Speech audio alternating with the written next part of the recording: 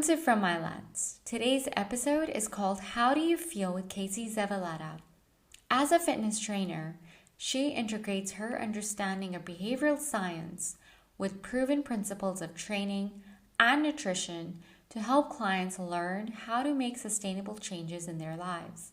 She is also a host and producer of How Do You Feel podcast, which encourages listeners to dial in and make decisions about their health and fitness based on how they want to feel in their lives. So please help me welcome Casey. How are you today? Very excited to be here. Thank you for inviting me on the show. Thank you so much for coming today and talking about your experience as a fitness educator with DTS Fitness Education Toronto. And I would love to know about your fitness and wellness journey and how you were able to combine your education in modern dance and neuroscience in your fitness career today. Yeah, I would love to speak to that. I think my career path was born out of a very personal journey. So it started as my own fitness journey and being confused about where to start and what was important and what to focus on. And I think that also permeated into the way that I approached nutrition as well. I just, I came at it the way that I think a lot of people come at it, and that they feel like fitness and nutrition exist to change your body in some way. Right. And I learned to associate the size of my body, so essentially being as small as I could, with health. Right. And I had to realize that those two things are absolutely not one and the same. So my journey really is defined by the fact that I had an eating disorder for a really long time. And I had a very challenging and negative relationship with exercise for a long time as well. Right. And I had to do a lot of unlearning about things that I was told were true about fitness and nutrition to get to the place where I am now, which is using fitness and nutrition as a way to enhance my life and enhance my mental health and, really just make my life better all around. So that's the very short version of kind of what my journey has been. But I'm very passionate now about teaching trainers how to talk to their clients about fitness and nutrition in a way that is going to help them make sustainable change in their life, because it's not about an all or nothing principle, quality, right? Yeah. So that's kind of where I'm at now. That's the short version of it anyway. Right. No, that's really. And how did you overcome your eating disorder and your mental well-being? It was quite a process. Okay. It's interesting the way that we speak about eating disorders, that we say, I had an eating disorder and then I didn't have an eating disorder.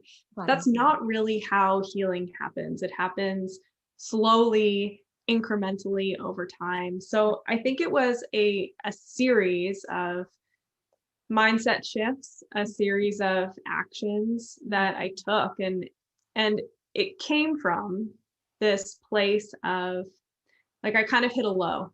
I hit sort of a rock bottom in which I wasn't feeling good at all. My energy was insanely low. My hormones are all out of whack. Absolutely. I was the smallest that I've ever been, but still lacked any confidence and still didn't feel good about myself. So I just sort of hit this point where I was like, all of this stuff that I'm doing and exercising incessantly and being so restrictive with what I'm eating, it's not making me feel very good. Like, I'm not happy and I'm not in a satisfied place. So what's going wrong here? And then I think from there, it was just a journey of discovery. I had to slowly figure out how I was approaching those things, in a way that wasn't serving me. And right. I had to learn, how could those things serve me better? Also, you studied modern dance and neuroscience. Now, as a trainer, how did you integrate your understanding of behavioral science with proven principles with training and nutrition? That's a really interesting question. I mean, I think dance translates well into what I do now because it just gave me a reverence for movement. Mm-hmm.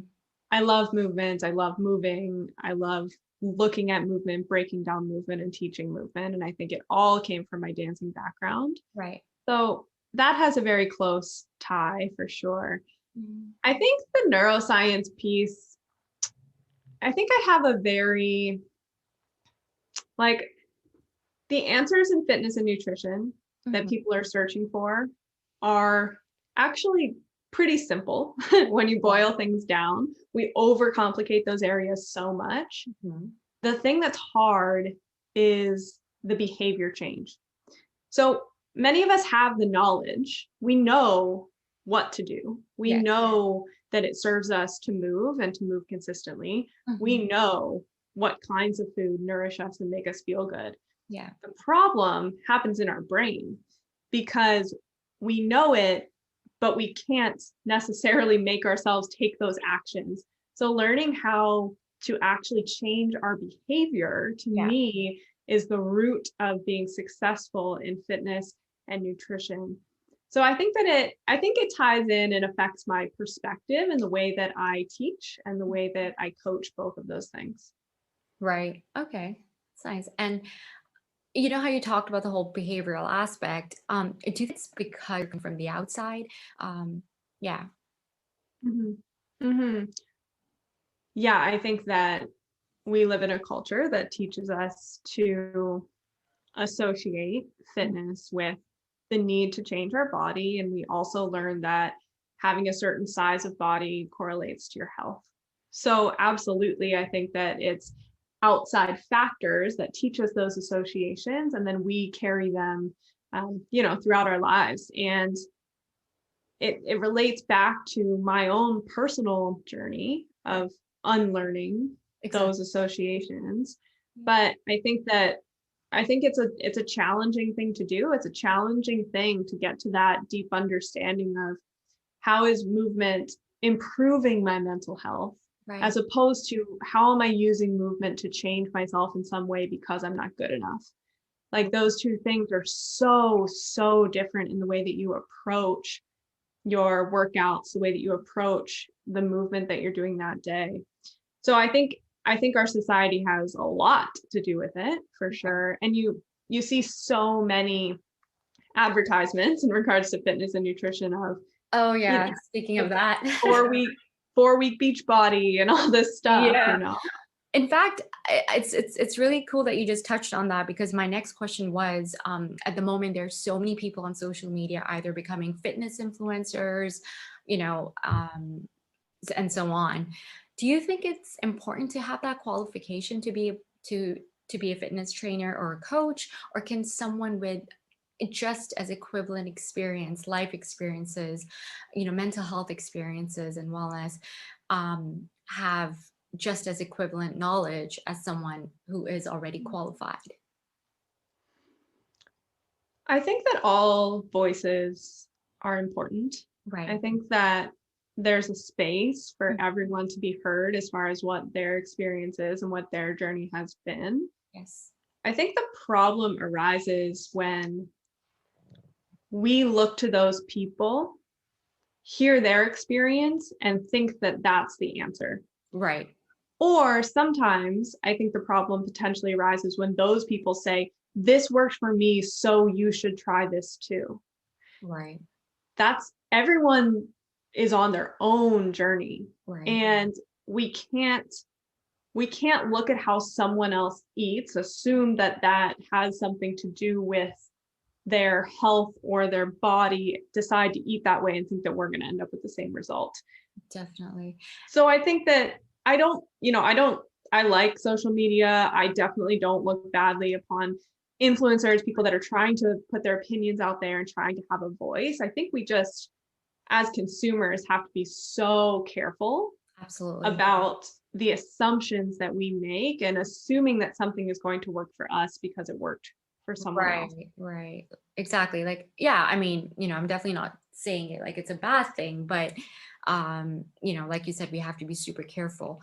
So that brings me to my next point. when you are working with different clients, how do you come up with your meal plans?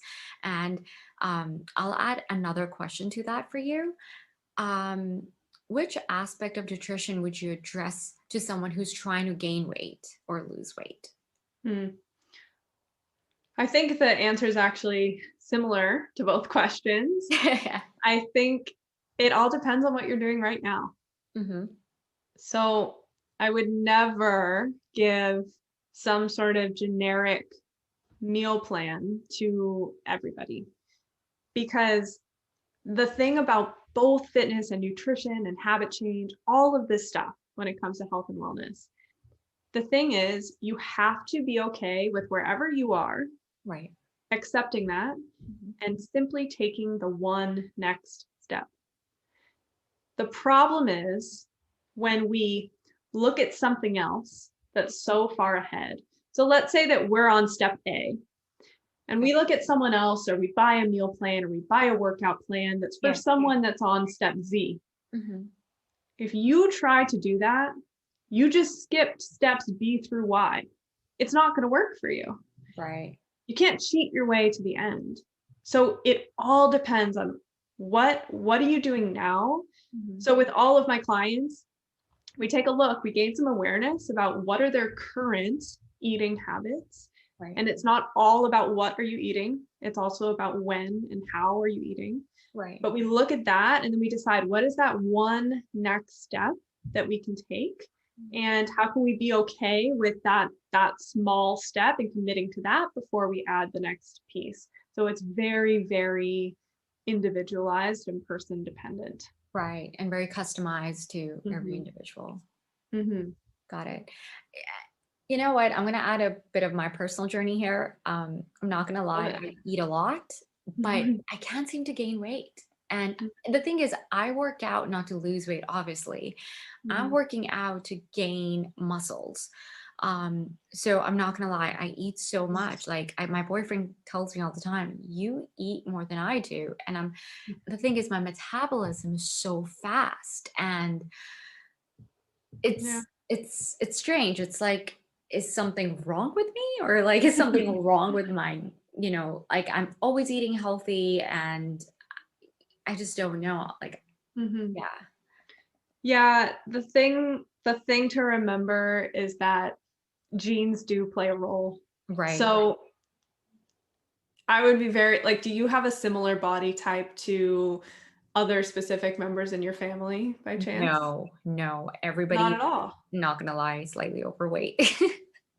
That's really interesting. Okay, so that might come down to their habits, and that they're just not really at their natural set point. Yes. But your genes play a role. So everyone has a window of about, like, it depends on the person, but maybe like we'll call it a 10-pound window, where based on your genetic makeup, that's where your body is going to be comfortably. Once you start, whether you're trying to go up or down, once you start trying to force your body outside of that window, it honestly takes you doing some things that probably aren't the healthiest for your body. Right. And people do it all the time, right? There are different reasons why you might do that. If you're trying to make a weight class for a sport, or you're trying to get on stage, or I don't know, there are reasons why people force themselves out of that zone. But 9 times out of 10, your body's going to be the healthiest and feel the best in that zone. So your zone might just be a little bit lower, right, than the average person. And I think this is part of something that, like, this is part of the work, I think, of like, how can we accept and love our body the way it is? Exactly. Right. And understand that if that is your zone, then that's where you're going to feel the best. And so valuing that too, as opposed to just striving to change it, I think is the freaking hard work. Like, it's so challenging. The body image work is insanely hard, but I think that's the important work to do. Absolutely. Yeah, definitely. And I know during this time, it's been a tough year for everybody. And what are you doing right now to stay motivated? And what advice would you give to people who who want to have that healthy lifestyle, who want to have that really strong mindset, and just are struggling to do so. Motivation is a very interesting thing because it comes and goes, right? Like, I'm sure you've had the experience where some weeks you feel like your motivation is just at your beck and call, and you're doing your running and you're eating the way you want to eat and you're getting your sleep and you're just on it. Yes. And then other weeks, it feels like you can't manage to go on your run, and you just feel like getting takeout and you want to stay up late on your screen, not getting your sleep, right? And it's just like, it's interesting because we can't necessarily control when motivation will show up and when it won't. Like, that's part of being a human, is that sometimes it will be there and sometimes it won't be there. Yeah. So I read a great book called The Motivation Myth by Jeff Hayden. And in that book, he talks about how we have to stop relying on motivation to be the spark of our progress and success. And instead, what we need to rely on is action. Because when you take an action, when you actually get your butt up off the couch and do the thing, that actually is inherently motivating, because you prove to yourself, I can do this. This feels really good. I can't believe I just did my workout, or, I just made whatever the habit is that you're working on happen. That action spurs you the next time to say, well, now I want to do that again, because that actually felt really good. So I think when I think about motivation, and especially in really challenging times like we're in right now, I think about setting yourself up for early and easy wins. Right. So what are the small actions you can take that are going to step you forward and are going to feel really good to do? So I'll give you an example. Let's say that you're working on walking more. Okay. This is something that you're working on incorporating, or you could say running more. Wherever people are at, both could apply. I think it's very common for us to say, okay, well, I'm going to incorporate a 30-minute walk or run into my day 4 times a week. It sounds manageable, but if you're currently not doing that at all, it's actually a massive commitment. That's a really big step. So instead, could we say, I'm going to go on a 2-minute walk or run every day?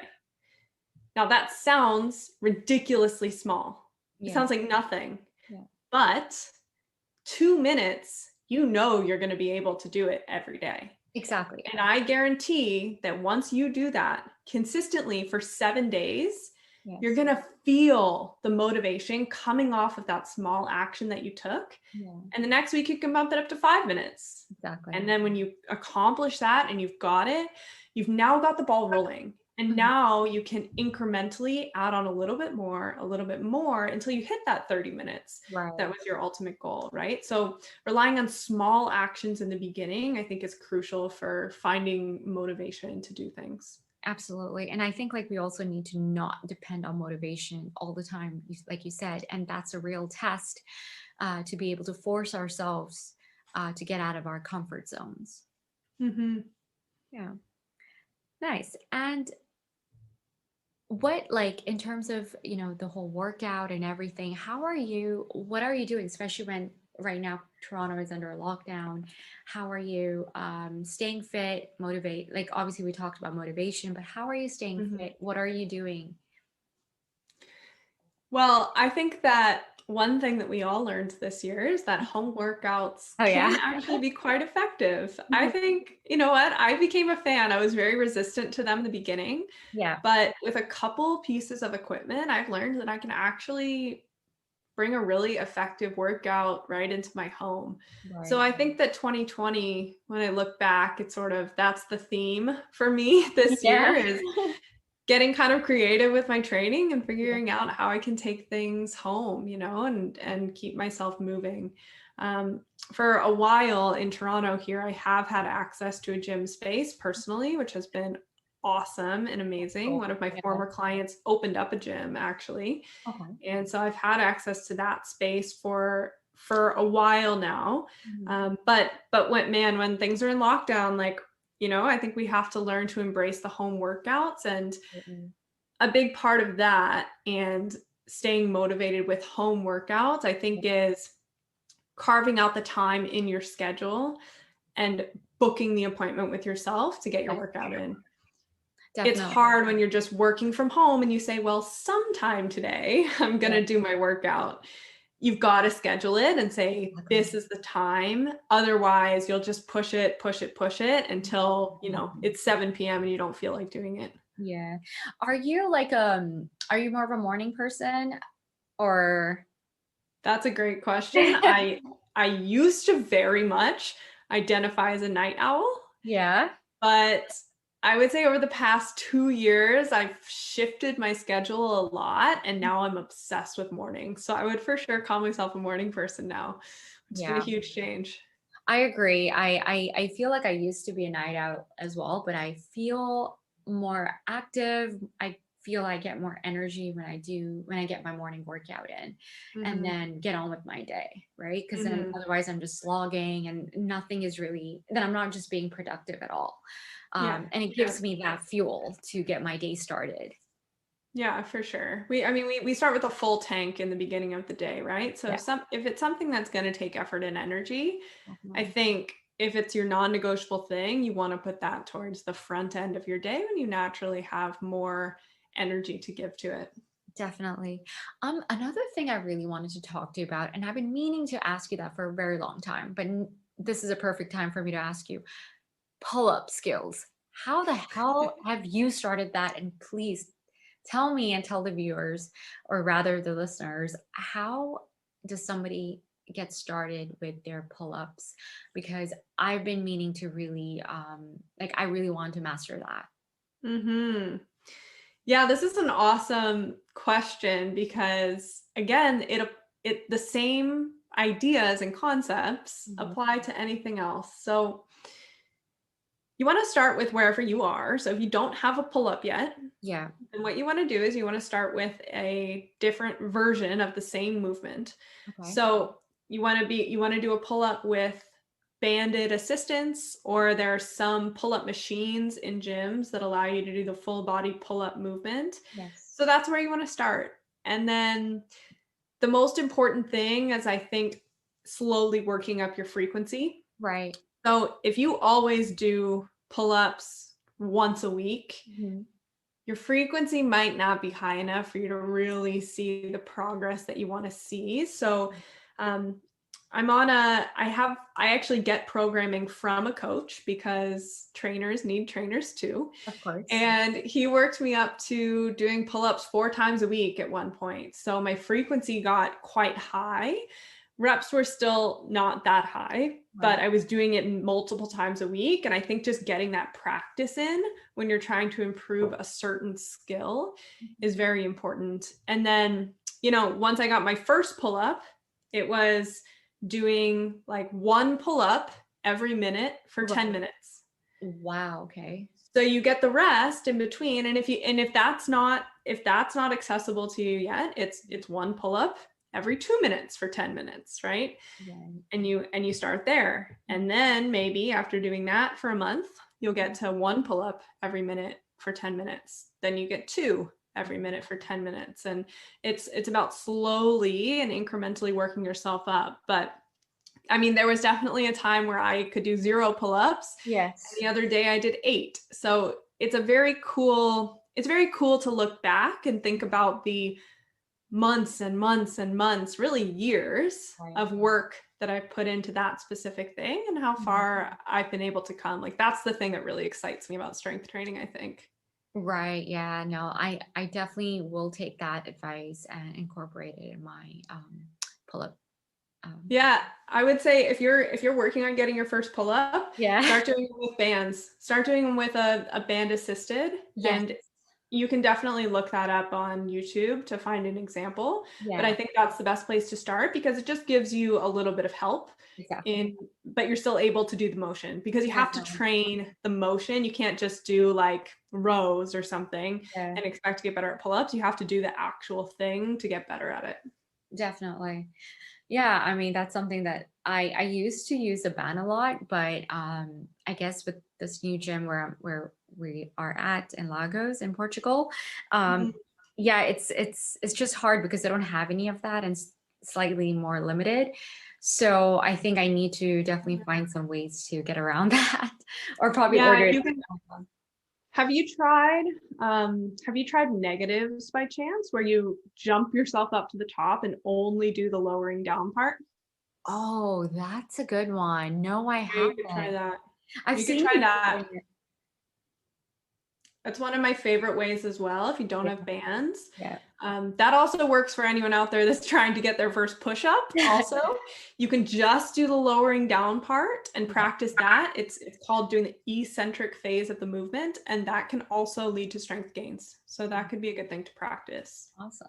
I'll definitely try that day after tomorrow. Just because here in Portugal they have some bank holiday and gyms are closed.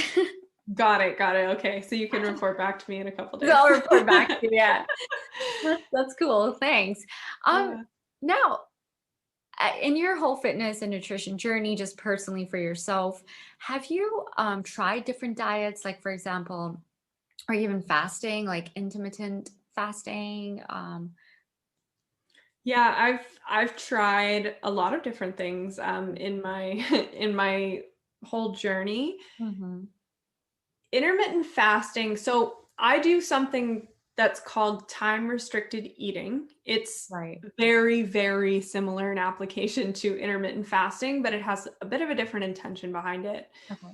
So I find, especially for women, that we have to be very careful with intermittent fasting because it can tend to jack up our hormones a little bit, especially if we're not eating all morning, which Right. I find is the most common thing. Like most people that are doing intermittent fasting are eating from like 12 p.m. to 8 p.m. ish.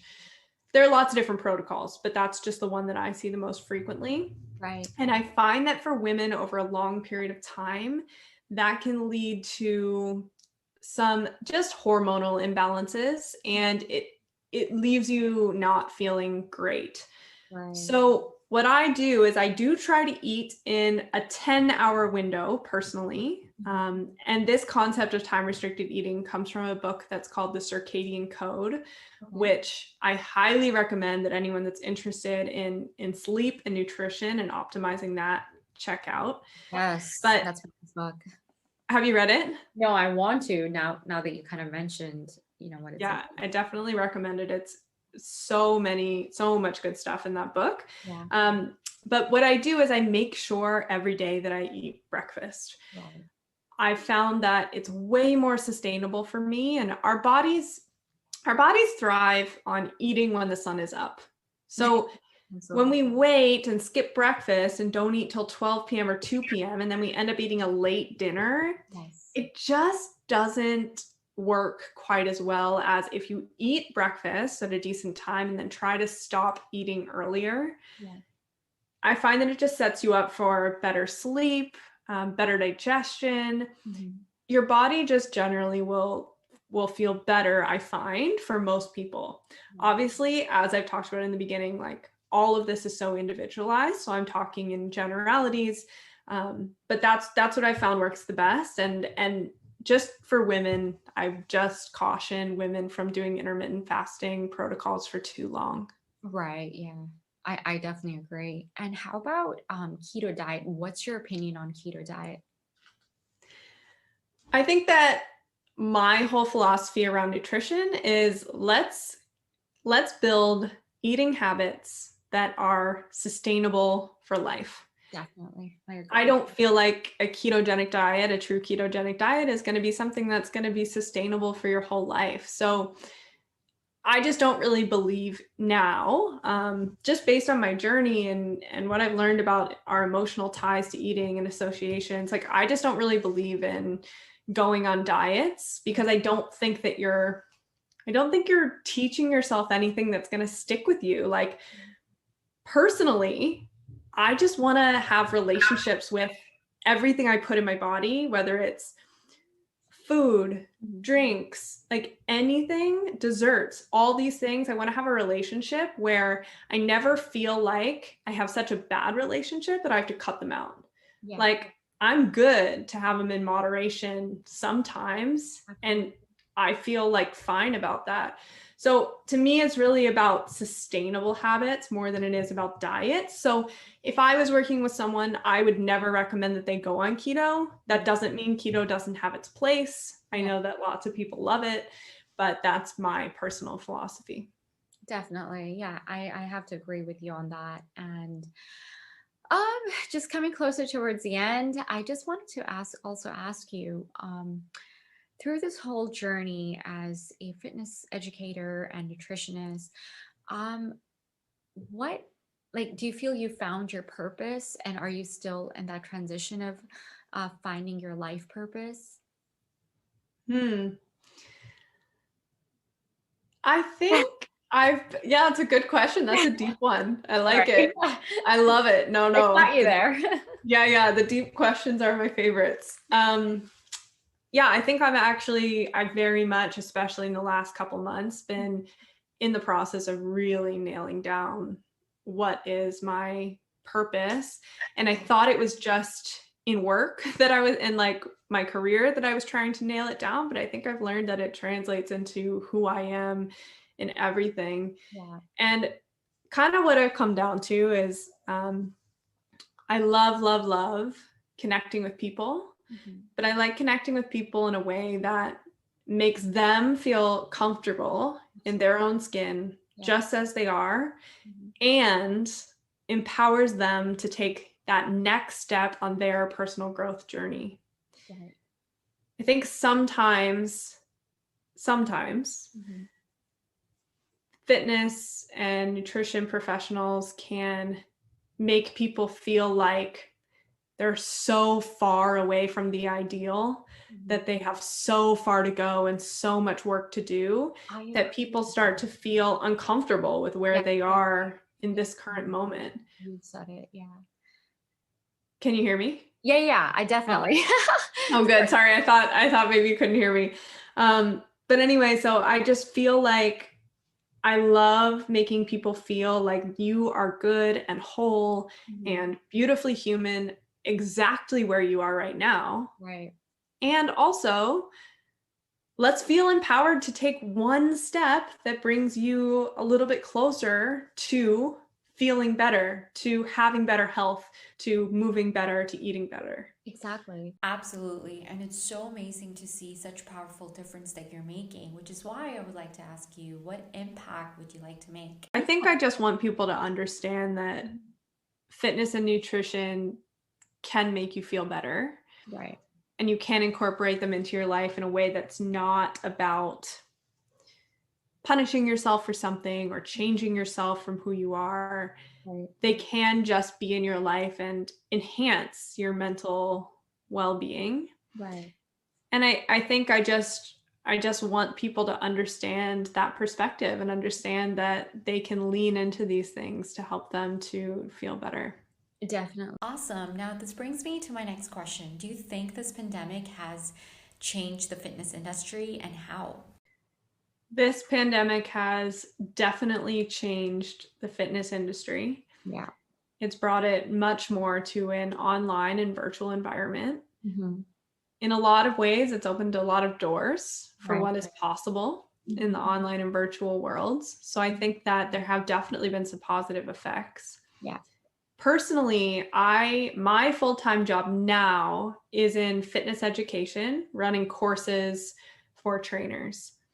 I have just a couple of coaching things that I still do on the side. I still have a couple of nutrition clients and then a couple of online clients. So I think the biggest change in coaching has been that trainers are now figuring out how to do online classes or online programs or online personal training for their clients. And we're figuring out how to do it in a virtual environment.